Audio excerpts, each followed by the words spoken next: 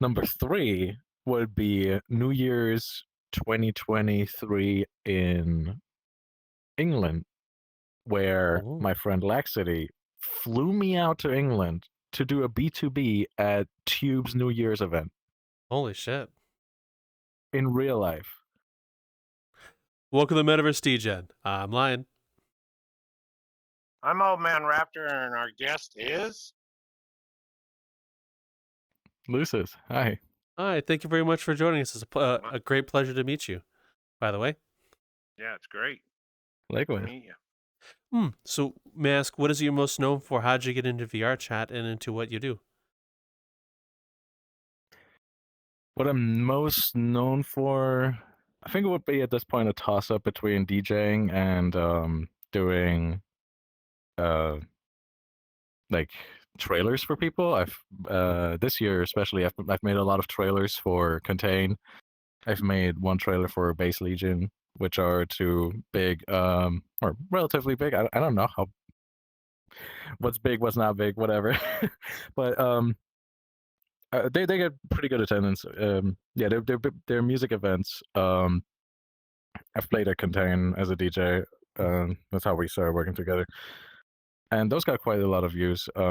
So I think I'm getting more known for that as well. But I also DJ'd for 3 years now in VRChat. So I think most people, until I started doing the trailers, would have known me for that. Hmm. So, how'd you get into VRChat, into DJing and making trailers, may I ask? What got you started? So that's really funny. That was it 2021 when all the lockdowns were happening? I think so, like early 2021, end of 2020. Um, I was streaming Dead by Daylight on Twitch because I had nothing better to do, and somebody raided me, and one of the viewers that came with it, with the raid, was like, "Oh yeah, I'm gonna go to a rave later." And I was like, "Where the hell are you going? It is lockdown. Like nobody's doing any parties." And then she was like, "Oh yeah, no, it's a VR rave. It's in a game." And I was like, "That what?" And then she was like, "Yeah, yeah, it's in VRChat." And I was like, "Oh, that sounds amazing. Can I check it out? Can you show me?" um, and yeah, we added her on Discord and on Steam, and she invited me, and we went to Club 808, which I don't think runs anymore, but back then it was pretty huge.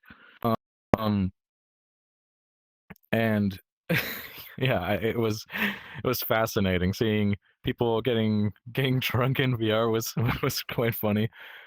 Playing games, playing card games and stuff, but also like just seeing people dance, and I don't know.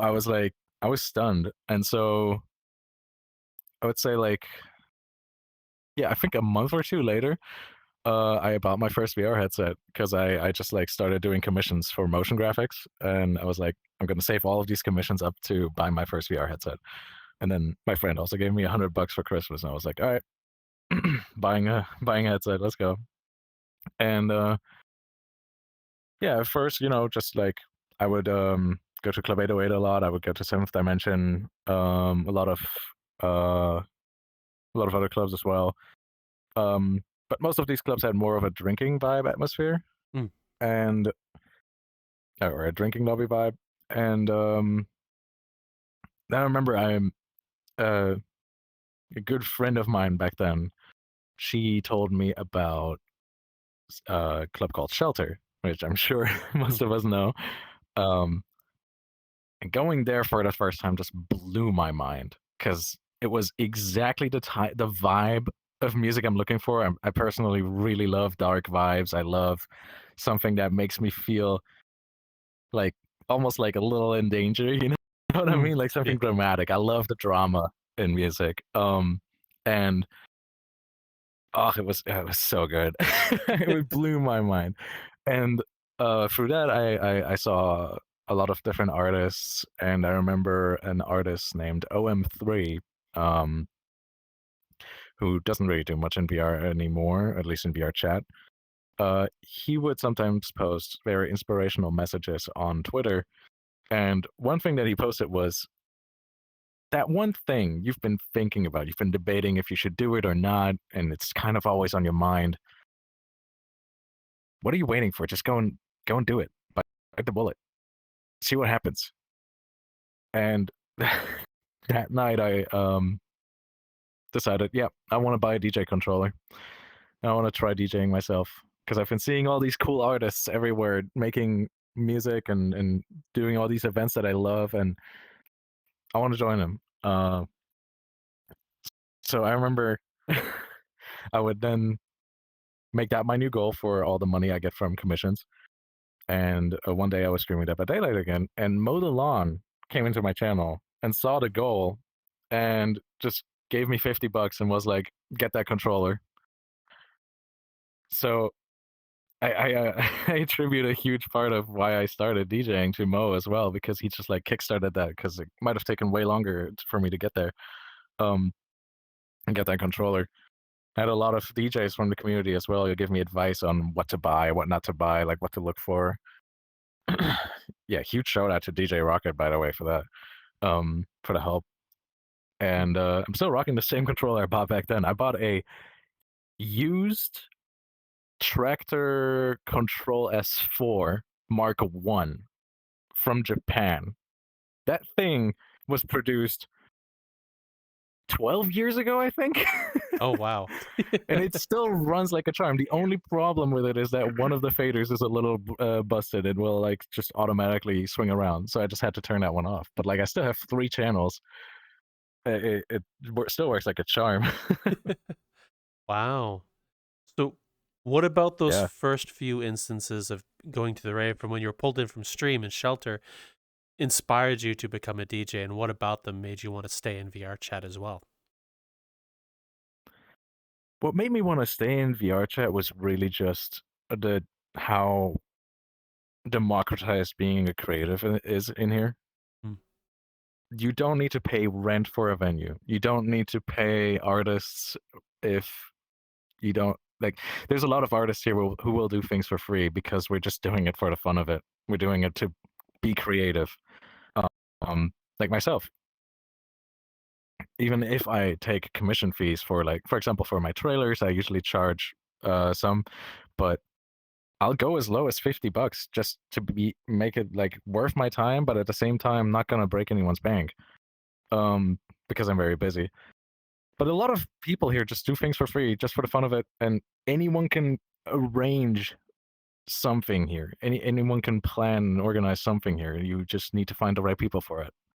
And when I saw that, I was just like, yes, this is the right place for me, especially because I was unemployed at the time. I wouldn't have had the money to like pay someone necessarily, but I would still collab with people here and there, like with different VJs, for example. For the people watching, VJs, if you don't know, is a visual jockey, meaning you have the DJ who's doing the music, and then you have the VJ doing the visuals that are running in the background live. And yeah, it's just that I think that, and the fact that VR has so many more possibilities than real life ever can, really made me stick around. Like, if you know Concrete, with the big visuals in the sky. I was talking to a friend of mine who's a very successful musician, like he's played at festivals and stuff, and I asked him, like, is there anything like this in real life? And he said, I don't even think it would be possible. Because like, even if you think about it, like, you could do that with a drone show, I guess, but the logistics behind that and the quality of it would never even get close to what Concrete is pulling off. Like, that is something that's only possible at that scale in VR. Oh, wow. So what about those instances made you want to do the DJing and partake yourself? What made you want to start that stream goal to get the deck? I think, I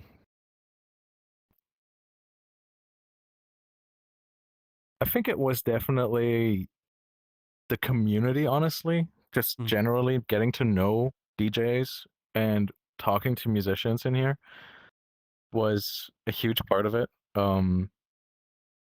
And then just, yeah, Shelter making me absolutely love the vibes and see what you can really pull off in VR using when you're DJing. I think that those were definitely like the biggest influences, as well as the fact that I've tried DJing as a kid. Like I had an iPad, right, and I would download Tractor on it and just try DJing some stuff that I had on iTunes, like really old Flux Pavilion songs and stuff like that. I was very much into dubstep back then. Um, I still am, but yeah, that's basically like all I listened to at the time. So, and I remember I was supposed to play in my school at a talent show, because my English teacher was also a big musician, not a big musician. He loved music and he was a musician himself, and yeah, he told me like, hey, you can like play at the talent show. And I was like, oh yeah, I would love to. I'll play a set for y'all. And I got pulled last second by another teacher because she wanted to have like people dancing on stage or something. Uh, but honestly, looking back at it, I think that was a good thing because I got bullied back then, and I feel like people would have just used that as more fuel to the flames to just like embarrass me or something. Hmm. Well, Well, I know. I got one for him. What was the weirdest thing you ever saw when you first came in VR? Weirdest thing I ever saw when I first came into VR. Um,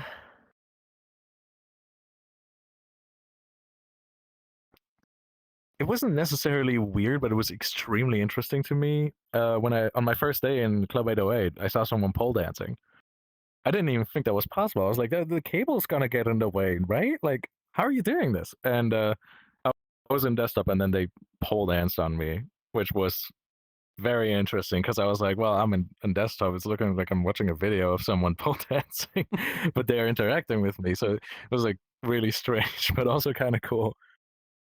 oh, And that's why I stuck around in VRChat. No, I'm kidding. clipped. It's truth. We're gonna send it we, everywhere. we understand. We understand he wanted to try it himself, but the poll was just not there. Gotcha. I did consider taking pole dancing classes at one point. Oh my gosh! My luck, the pole would break. The pole would break, and yeah, that'd be a problem. Yeah, tell the landlord the ceiling fell. What the hell caused it? I was pole dancing and the ceiling fell. Yeah, that'd be great. I don't even have space. Oh. So once you got the DJ controller after you're able to raise enough money to get it, what were your first few shows like and what were you anticipating them to be like prior to going on? My first show was at Seventh Dimension. It was actually funny. I've been just DJing in Discord with my ex in the call, and she would like give me feedback. And eventually I was alone and I just DJ'd for like an hour or two and I just freestyled, right?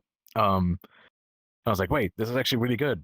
So I went into my history, saved it all as a playlist, and did it again and recorded it. And I put that on YouTube as a private video. And I went to Seventh Dimension and showed Badlands. I don't know if he still owns the club. I don't think he runs it anymore, but he ran it back then. I showed him the video. I was like, oh, I did a mix that I'm really proud of. You should check it out. And he skipped through it. He put it on the big visuals in the world. He put it on the big screens, and I was just looking around. I was like, "Whoa, my stuff on the screens that I've been in the venue that I've been going to for months." Like, oh, this is so cool! Like, I was so happy in that moment alone already. But then he came up to me and he was like, "We need to have you play here." Holy shit! Which was funny to me because it wasn't like anything that you would hear at Seventh Dimension. They would play mostly like rhythm, very hard dubstep.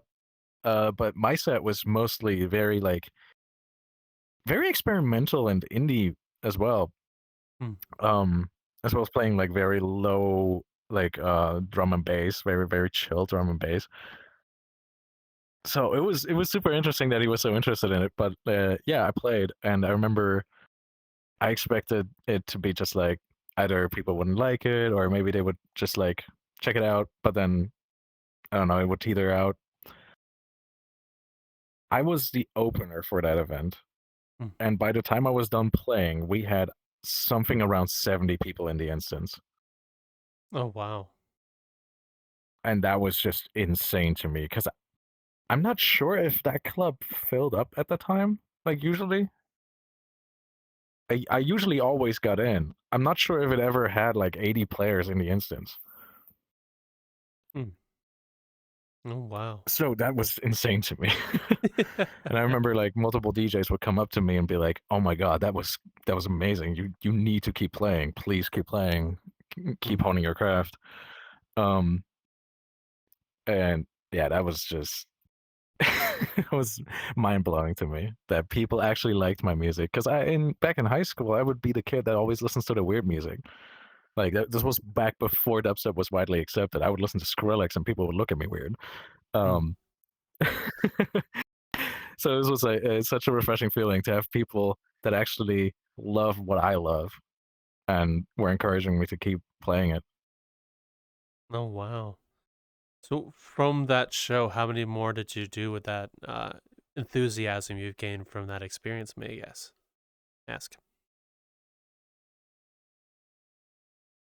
Oh, it's a good question.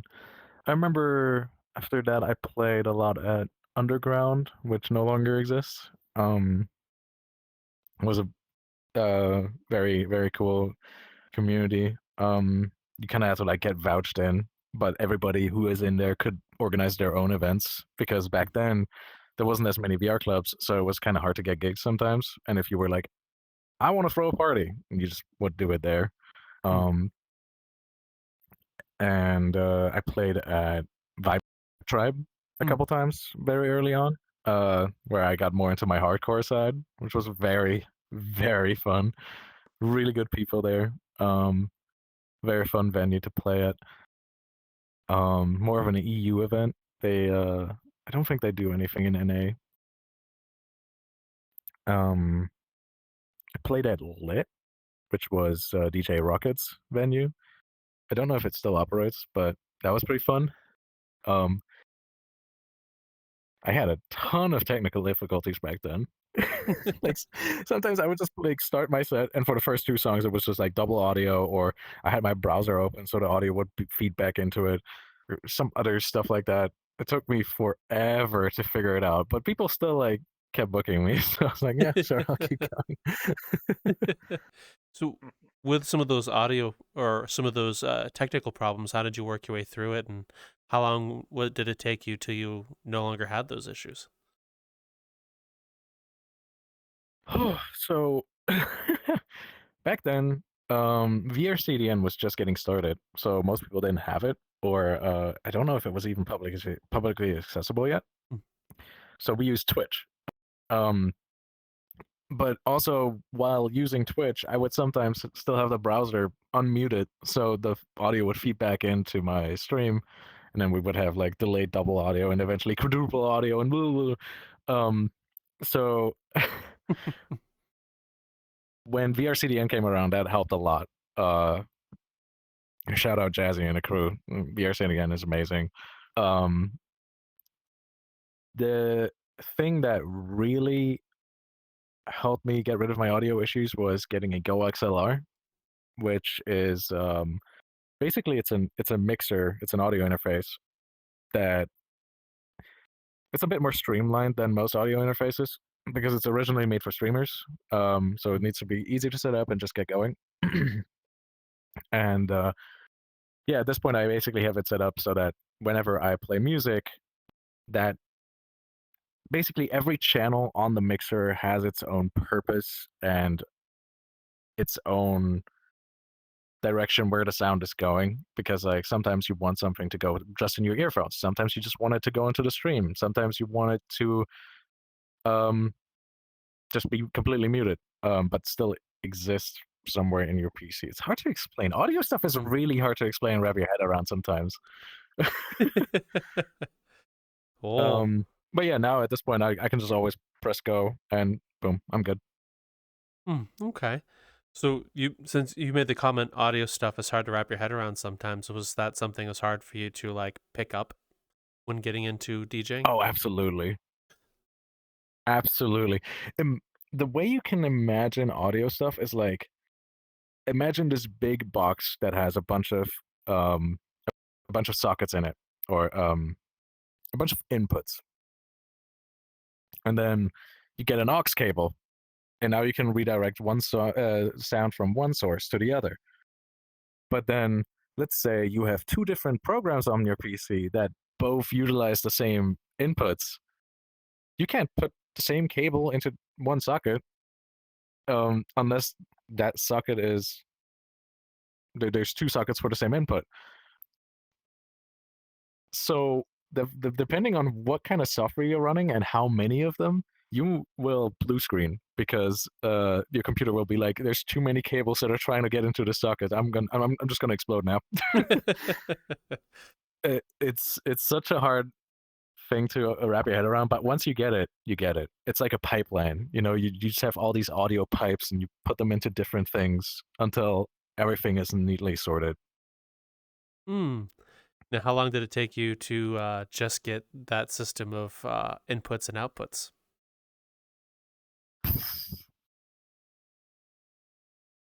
About 2 years. Fair. About 2 years, yeah.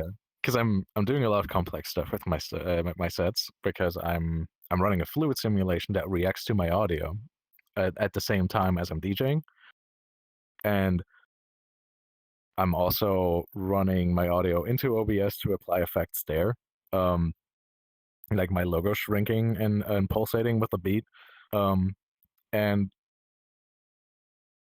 every time you add something into it, you will need to add new ways to pipe your audio into the right software to make sure everything works, and then hope to God it doesn't crash. So every time I would change something, I would have to test the whole thing and make some little adjustments. It took a long time to figure out, but I feel like at this point I have a solid system where I can expand, and it's like it's future proof. Okay. So, on that note, where did you start in terms of what programs of stuff you're running, and what kinds of things do you run now versus then, and what made you choose those programs and different effects and things you run with your sets? Well, I started on Virtual DJ for the DJ software. Had a cracked version back then because my first DJ controller, I completely got that wrong earlier, by the way. My very first DJ controller was a Newmark Party Mix for $80. The used controller from Japan, that was later when I upgraded because my Newmark Party Mix died. But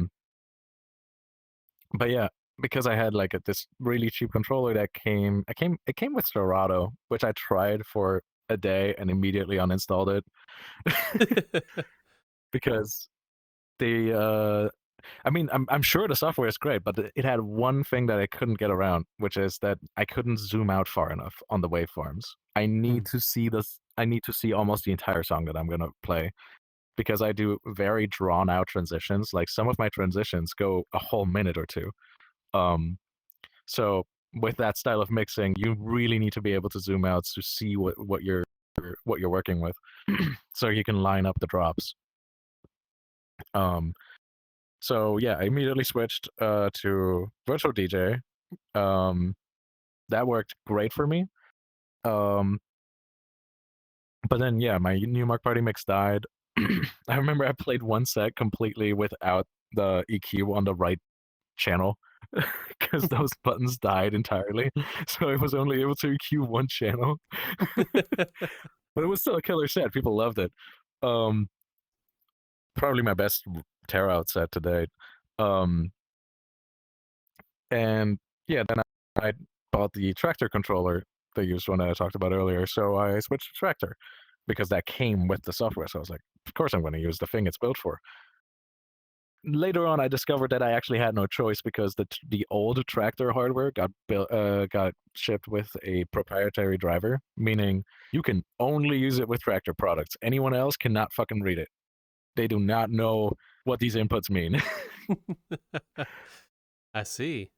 For the visuals, I started with I used Wallpaper Engine and OBS. So in Wallpaper Engine, I'm running a fluid simulation that I've kind of like tuned to my needs to have the colors I want and everything. And then that fluid simulation reacts to the audio. So the louder the music is, the more filled up the screen gets. And at the start, I made it very smoky.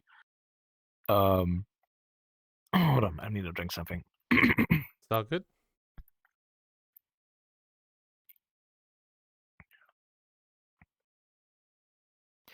Yeah, at the start, I made the fluid simulation very smoky, and then I would pipe that into OBS, and in OBS, I would duplicate this layer multiple times and apply different chroma keys to it to make certain elements of the smoke be behind my logo, certain elements of it would be in front, so it would sometimes look like the smoke is just washing over my logo. It looked really cool, kind of like what's that festival in India where they throw colors? I forgot. They throw like smoke, colorful smoke. That was the idea behind it. I forgot what it's called. You know I what I'm talking about? I have no idea what you're talking about. I want to be No, honest with you. I had no idea. I have no There's clue a either. I have no.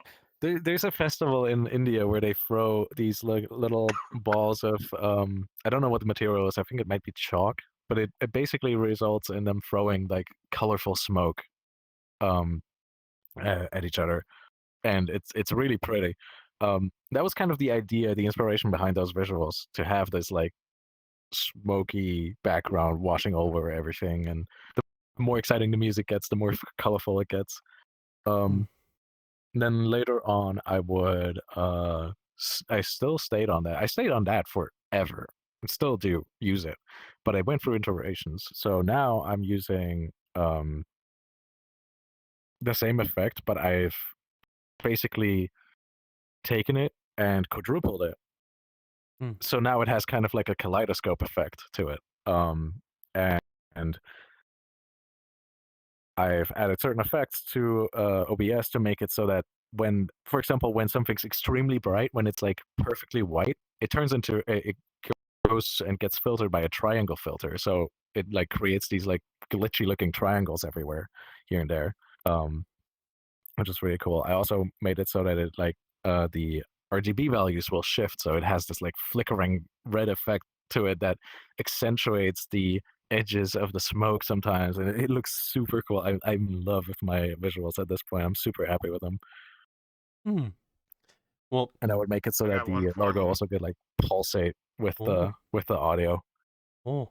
and has like all of that smoke and fluid that is being simulated gets like inverted when it's inside my logo to have like a bloody red texture. It's so cool. Oh, sounds real cool. Before we hand it to you, audience, there's homework for you. Find out what that festival in India is and let us know what it is and all about it down in the comment section. That works. That works real good because I have no clue.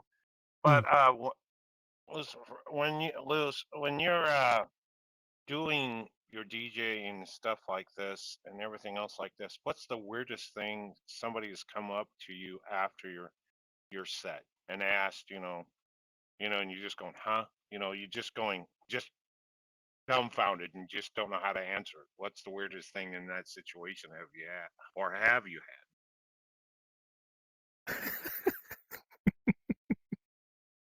Oh boy, it's got to be a good one, folks. He's laughing already. It's got to be damn good. Well, so somebody offered me head. Oh, wow! I guess that's one way to get your set done. How you doing? I don't know. Yeah, I don't know how to answer that. I could take that so wrong in different directions and put it into the ground and watch it grow, and you're just gonna go, "You are a sick old man." I'll leave that one alone. Yep, it's all yours. Raptor, I'm sure you very well could come up with something if you used your head. Okay, I'm done. I can't. I'm just not gonna say it because it's not gonna sound right. No matter which way I play it, it's gonna come out sounding like, "You are a gross motherfucker." Yeah, no problem at all.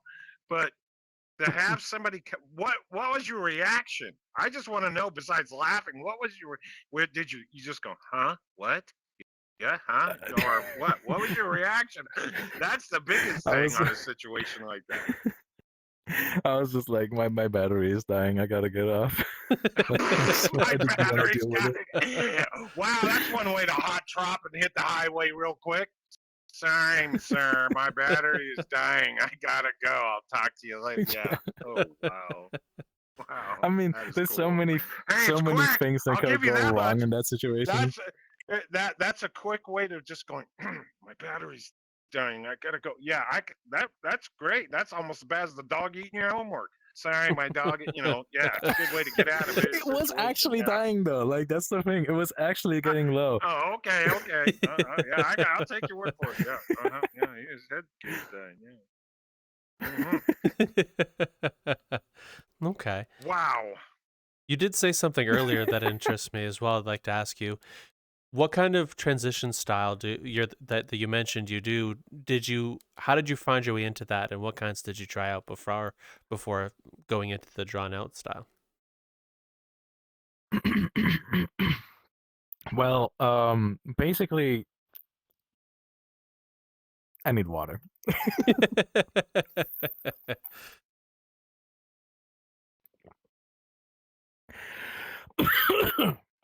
Uh, Basically, the reason why I started doing these really drawn out transitions is because that was kind of what I tried from the get go. My style of DJing comes a lot from mashup, doing a lot of mashups, or not doing. I used to listen to a lot of mashups as a kid. Like mashups always fascinated me. Like if you made a mashup of anything, I would just be like, "Oh my god, it's the thing! Oh my god, wait, it's the other thing! Yes, I know both of these things. Let's go! That's so cool!" And I just loved it. Like taking two things and making something new out of them. And so when I'm DJing, I always try to do a lot of mashups, which nowadays I actually have like quite a collection of mashups of different songs that I'll just like put into sets. Um, I really like what happens when you play two songs at the same time, and so nowadays most of my sets are basically like I'll play the first half of a song, and then ugh, I'll play the first half of a song, and then put the second half right here, and then next song, next song, next song, next song. That's kind of how I build my sets at this point. At least I try. Sometimes, of course, you got to switch it up. You got to do a drop swap, or you'll just let a song play out and then go right into the middle of the next song, kind of using the end of a chorus of one song right at the end of that first song. Hmm. Would be like this, I guess. Okay. Yeah. Alrighty. So, how long did it take you to perfect that craft with DJing since you enjoyed mashups? And yeah, how long did it take to perfect that? And what? Yeah. Maybe using this AI would be fun. Hello, user. You appear to be searching for the Metaverse Oh, great. I think it's broken. You know the link. Just look at metaversedegen.card.co. There should be something over there for you to enjoy. Lion and Raptor. Consume content. Join the cult. Did it just say cult? Okay. Yeah, no, we're cutting this before this gets weird. Just go to the link. You know it's right down there somewhere. All right. Bye.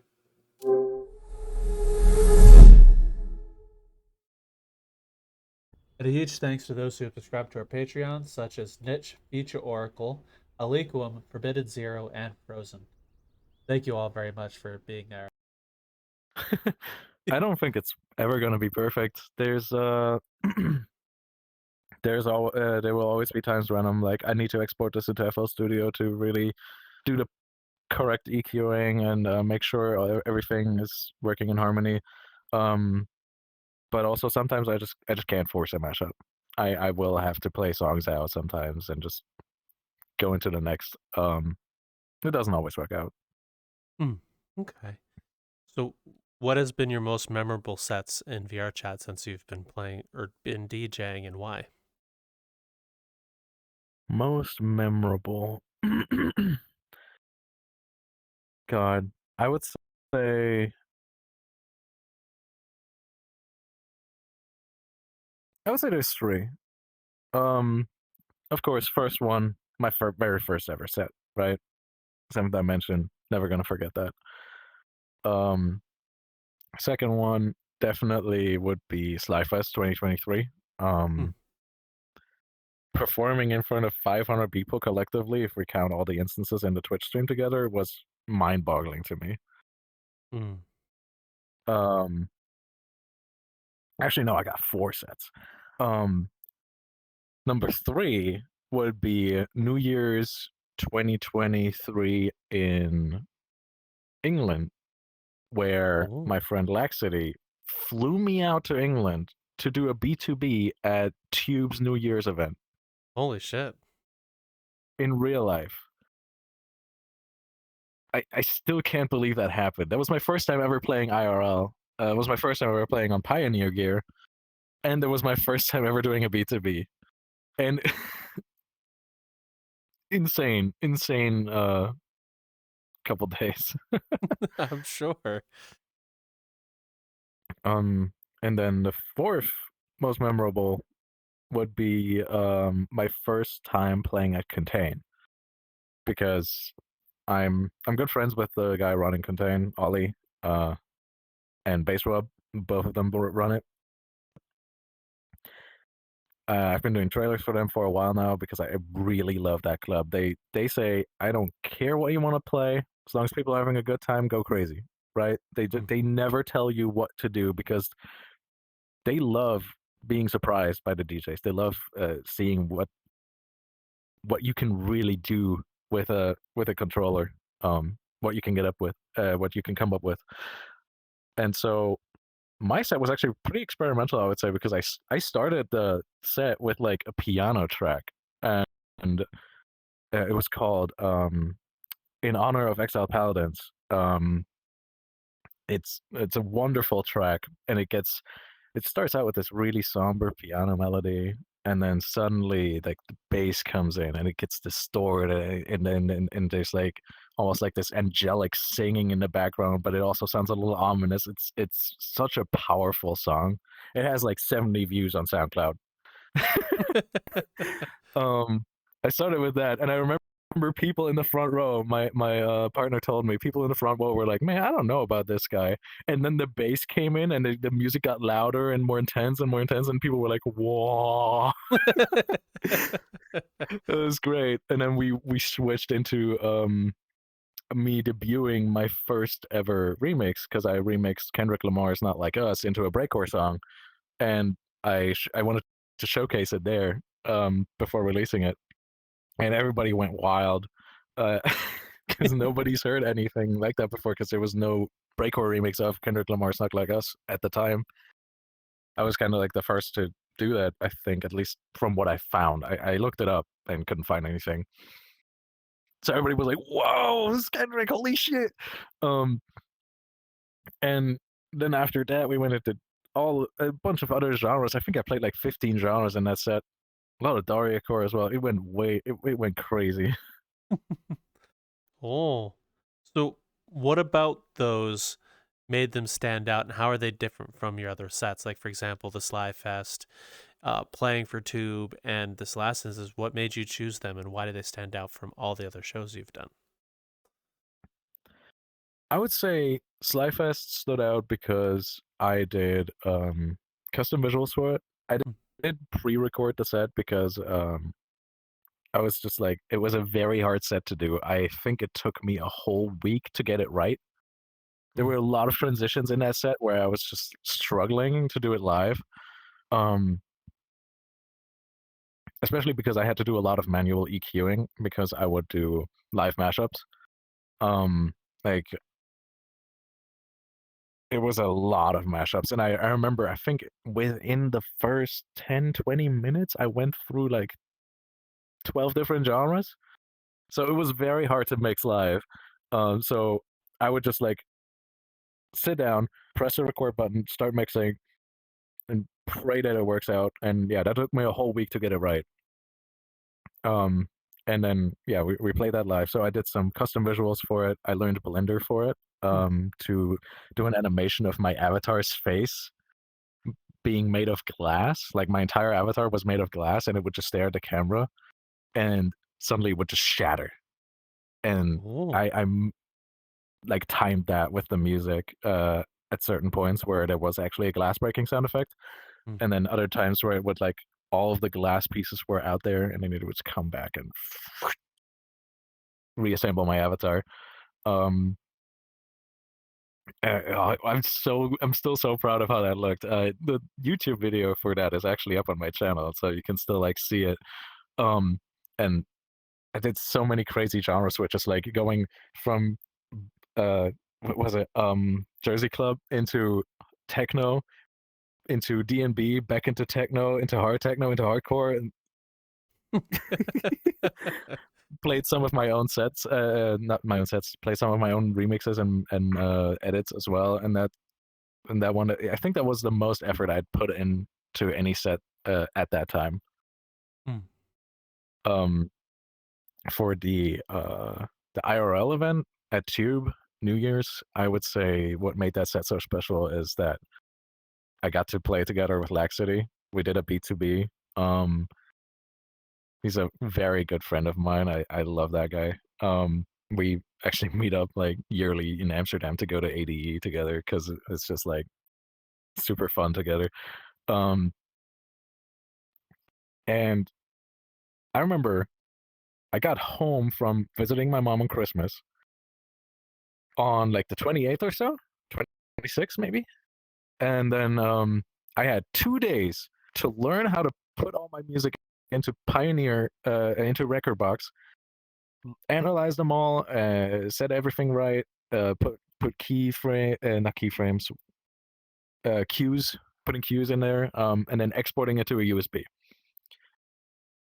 I picked like 200, 250 songs to do that with. It took me the whole 2 days to analyze them all and get them prepared, because we were doing it B2B. We didn't plan anything, so we were just like, pack as many songs as you can, and we're just gonna mix it on the fly. We're just doing a freestyle.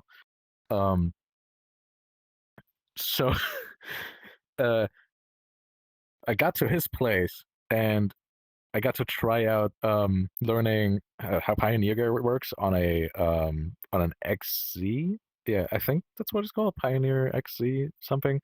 It's basically a standalone thing. It's close to the club layout, but not entirely the same thing. My USB broke. My other USB also broke. My third USB made my PC blue screen. Luckily, I had all my music uploaded to my Google Drive with all the Rekordbox stuff. So we just used one of his USBs, and then it worked.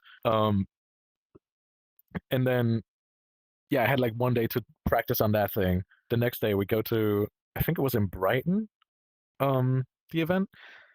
And then I remember we had like, I think we had like an hour to warm up. We played on CDJ 2000's Nexuses, which were like, they miss a lot of the modern features. Like, for example, you cannot have stacked waveforms. You need to count your bars. So you have music playing on one thing, music playing on the other thing, and you just have to do the math in your head. And Oh. I was not used to that. I always had stacked waveforms. I had them playing side by side, so I always knew how far I am from the transition point. I was not used to that at all. And when we finally got around to playing, the stage fright was actually building, and I was like getting really scared because I was like, oh god, I don't know. There's so many people here that I can disappoint now. Oh god. Because at the start I was just chilling, right? I was just chilling. It was fine. But then all of a sudden, there's so many people that I can like disappoint. And I was like scared.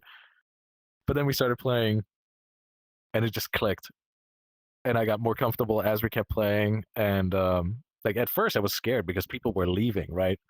But I thought about it later, and it made sense because our set started 30 minutes before midnight. It was New Year's Eve.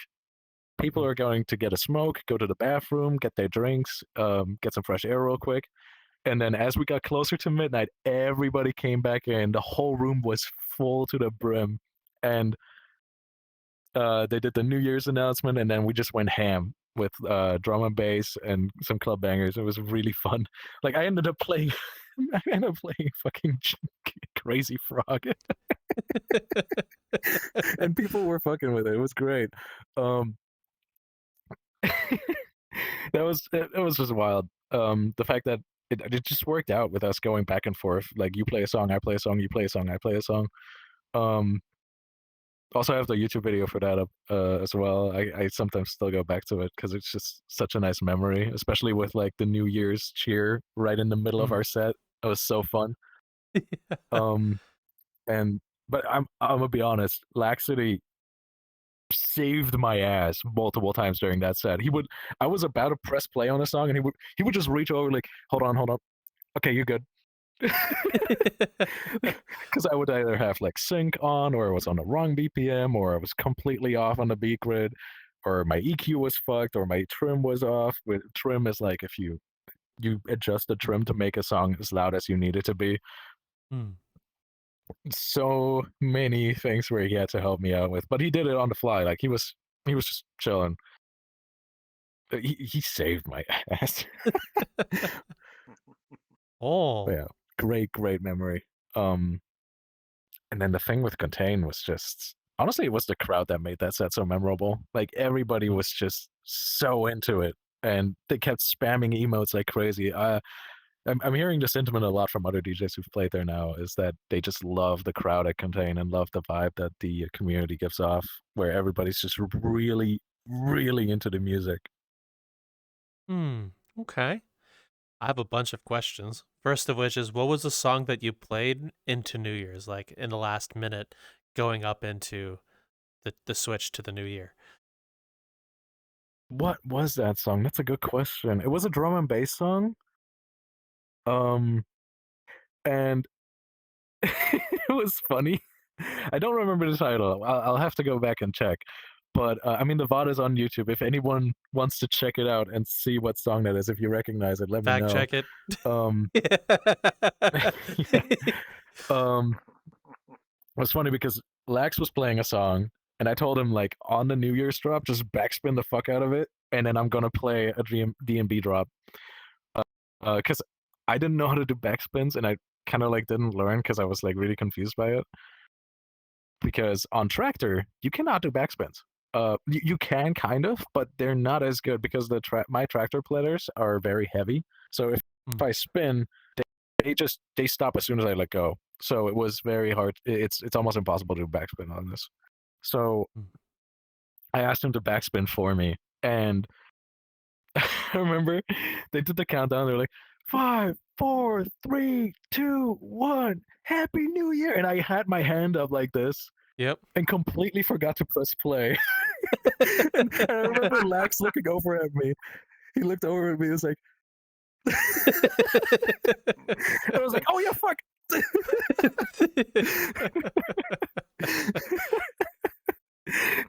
He looked over at me and he just kept backspinning it. He kept backspinning it until I realized that I had to press the button to play my song. So it was funny. I'm gonna say a bit more questions into those experiences that are memorable. Like, for example, let's go into Slyfest. What were you anticipating your Slyfest to be like before you went up on stage and you were invited on to play? What were you thinking it'd be like, and what was it like for you to stand there and stare out at all those people watching you into something so large as that? It was honestly like, I was scared because I loved Slyfest, right? I met Sly very early on when I got on VRChat because I met Jazzy very early on, and she then introduced me to Sly because I do motion graphics. Fun story about that. Sly was scared of me at first because he dealt with someone who was like apparently like a bad person, and they had like this whole clown thing going on that was like part of their personality. And at the time I had a clown emoji in my status on Discord, and then he was like, wait, is this an alt account? What the hell? But later on I made an animation for Slyfest on my own because I was just so in love with the idea of it. And I posted it to Twitter with a watermark, and he immediately DM'd me. I was like, how much for that? And then they used it in the next Slyfest for transitions. Oh wow. that's kind of like how we started working together. And then I worked on the next one and the next one. And on 2023, I asked him like, hey, since we're going on hiatus after this one, would you mind if I played a set at Slyfest? Like, I would love to. And he was like, oh yeah, sure, let's go. And yeah, me standing there, I see all the people like pouring in one by one. I was like, holy shit, this is insane.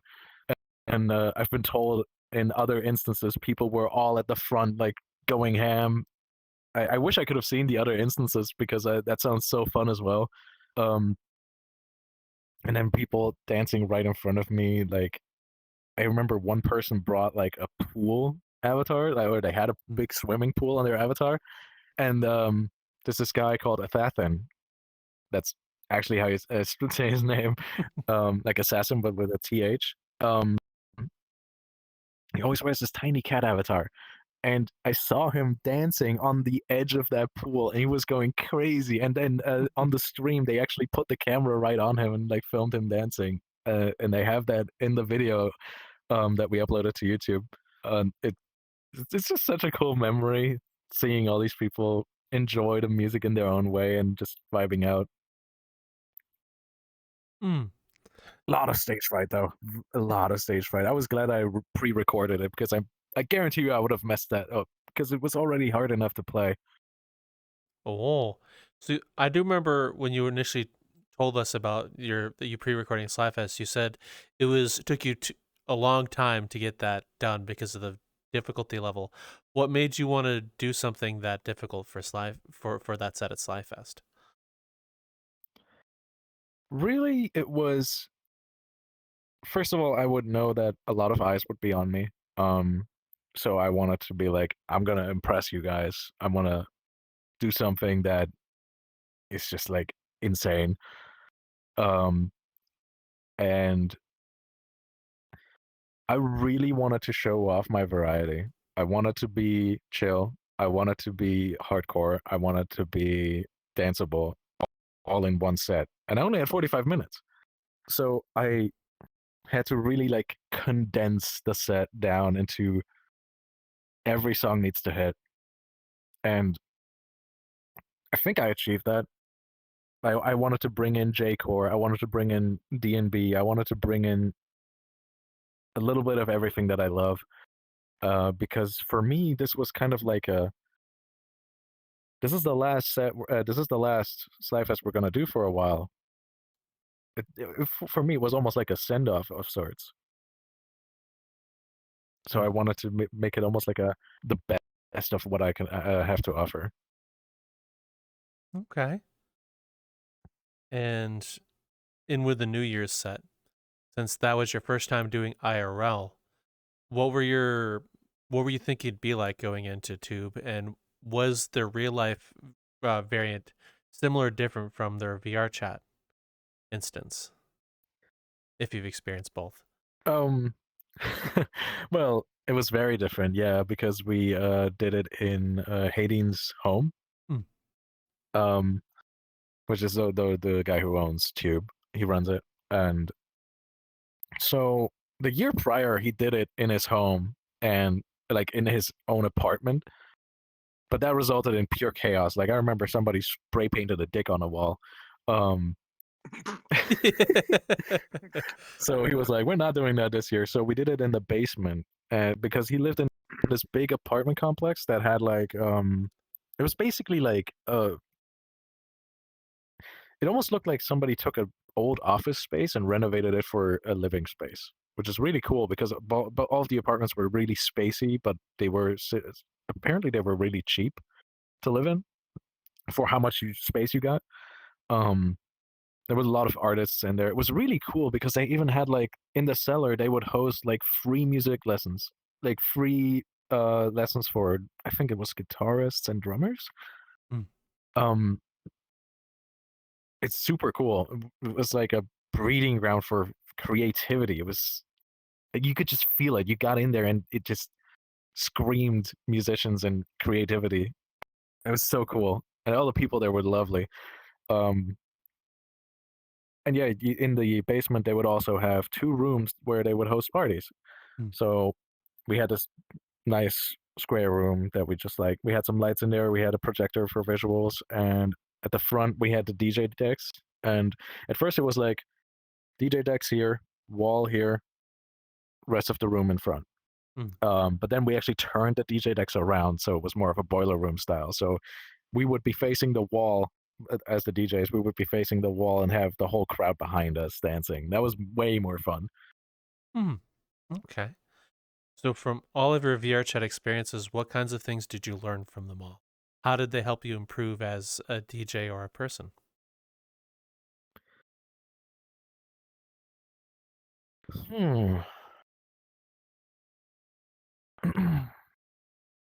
How did they help me improve as a DJ or a person? I would definitely say going to different events definitely made me broaden my horizons in terms of what music that I would consider DJable, I guess. Mm. For example, before I heard one of Gloomstone's sets, I never even considered DJing trap metal. I've like thought about it, but I was like, this probably wouldn't work. But then I heard one of his sets, and I keep replaying it because I love that set so much. And that really inspired me recently. Actually, this was around the time I started playing at Contain, to put some trap metal and even metal and hardcore metal as well into my sets, and it hits so hard. Like that's like a key part of my sets at this point, is that I will try to put metal in them. And generally, it also taught me that you can learn something from everyone. Like going to different events, going to different styles of music events, and just chatting with different people. I would say it improved me as a person in terms of just being able to talk to strangers better. Absolutely that. But it also taught me, like, even if I maybe don't like someone's music style, or don't like the music they're playing, or maybe I don't agree with someone as a person, I can still learn something from them and apply that to myself or to my music. I think that's like a big part of self-improvement that I got from that. Okay. Now, did you expect, when you first hopped into VRChat and agreed to follow your viewer into VRChat to a rave, did you ever expect you'd be on this journey once you said yes? I did not at all. I thought I was just gonna look at it and that would be it. Like, it wasn't like anything I expected it to be. I thought it was just gonna be like everybody just standing there looking at a big screen or something, you know? But it was actually social. And honestly, when I saw people like moving around like normal people and dancing and everything, like I expected it to be just a bunch of emotes, right? But no, people had full body tracking and were dancing and all of that stuff. Like I felt like this is just like real life. There's no difference here. Like, what is really the only difference here is that I don't have to cover my drink because some asshole decided to drop some shit in it. Fair. It's fucking great. I just had a pickle. Somebody just spiked my drink. Wow, here goes this night. Yeah, I know what you're talking about. Oh. I love the VR music scene, absolutely. Especially because I live in a city that has like, we have this street nearby me that has like 5 clubs on it, but all of them are dog shit. Like 2 of them, okay, well, they're not dog shit, but they're not what I'm looking for. Like 2 of them are basically pubs. One of them is a metal pub that I actually worked at for a while because I enjoy metal. I enjoyed the vibes there, so I bartended there until 7 in the morning and then went back to work at 9 in my other job. But the other 2 clubs are like really bad. Like they are known for having like prostitutes in them and letting in underage people. It was like really bad club. Yeah. So like there's nothing to do here in my city in terms of music and clubbing. For me at least. So VR was like the perfect replacement for that. Okay.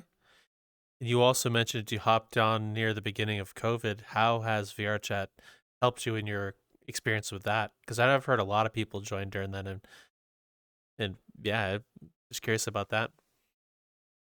Oh yeah.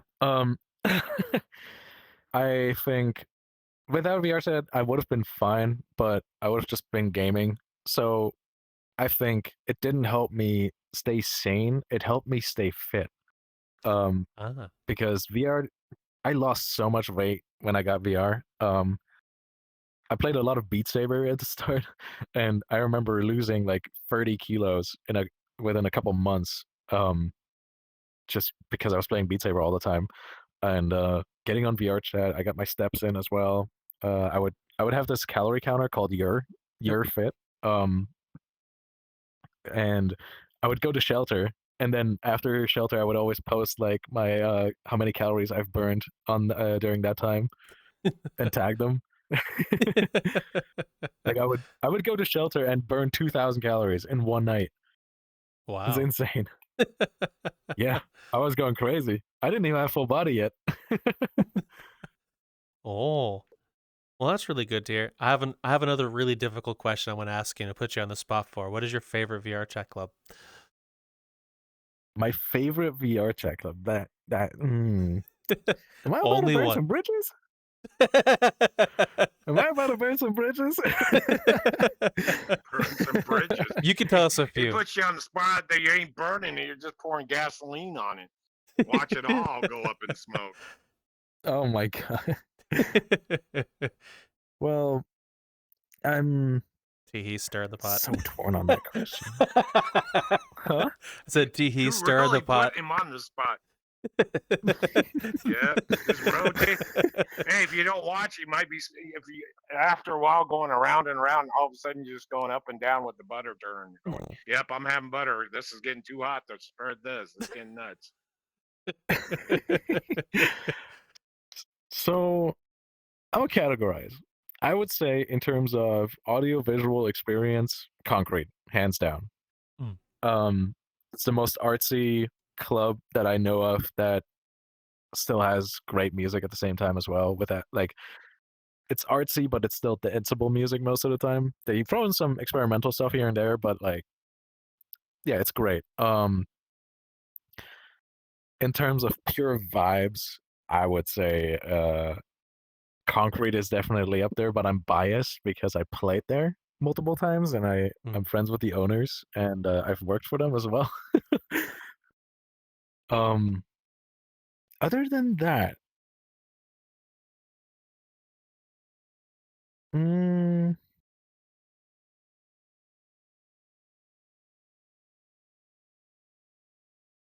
I honestly don't pay that much attention to what the club is. I look at the lineup.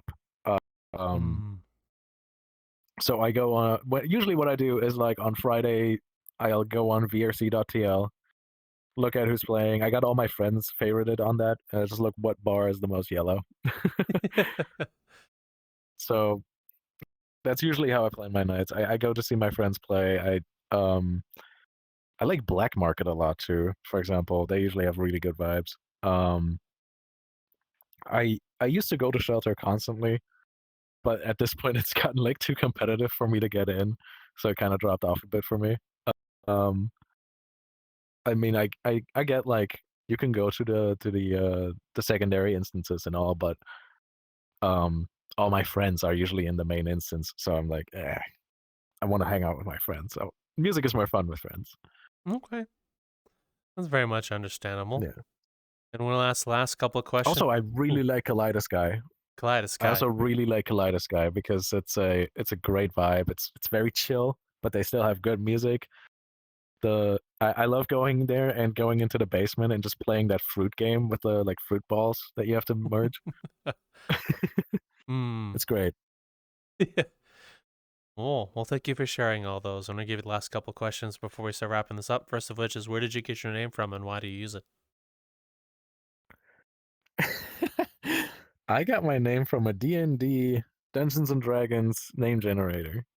Oh, that's an interesting way to get it. Yep.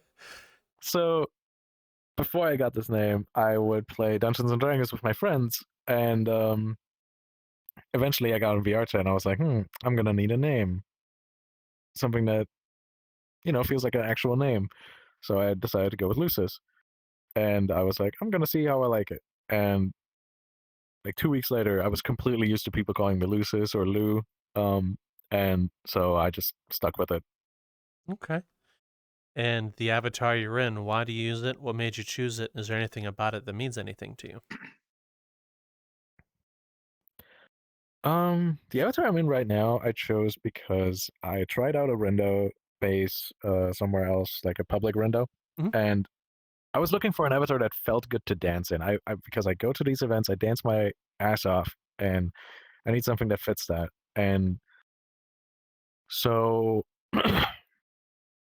yeah, I eventually tried out a rendo. It felt really good, and so I downloaded it and customized it with different clothing. I wanted something that's like attractive. Like, I mean, I have a midriff, which is attractive to a lot of people, myself included.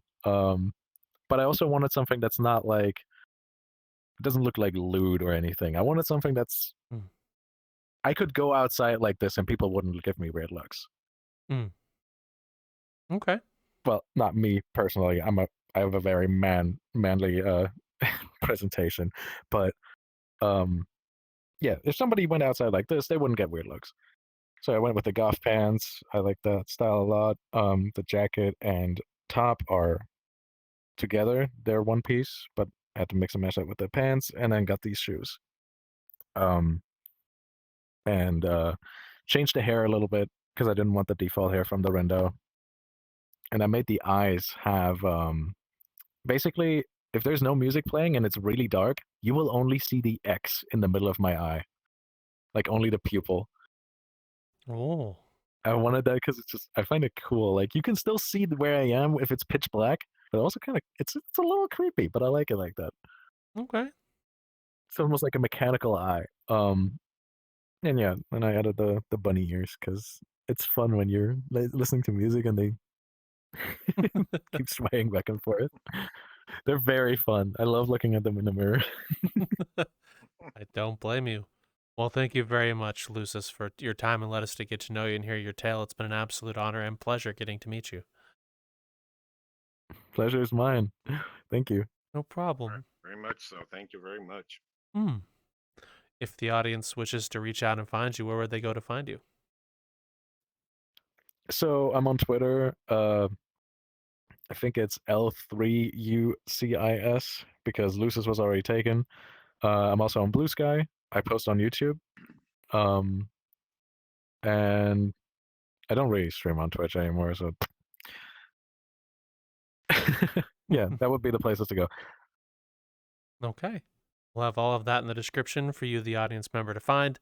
If you go look below the video or in the Spotify episode descriptions, you'll see all the links there and a category we labeled guest links for you to find in one simple, easy place for you to find and click them all. Every single video has I it. forgot about SoundCloud. Oh, SoundCloud. I completely forgot SoundCloud. Yeah, I also post on SoundCloud. Oh, what's another I link actually for you to click? do this thing. I do this thing where on SoundCloud I will whatever I find, I put it in a playlist and label it by the month and year I found it in, and I just have it publicly available. So if anybody's like ever curious what I find, what I put into my crates, and what my library looks like, they can just look at my playlists and see what I found in what month. Because I have a lot of friends that are very interested in my music taste. Okay. Well, that's a very good resource, and it'll be right there in the description for you. Hopefully, you go over to his SoundCloud or any of his other links and go show him some love.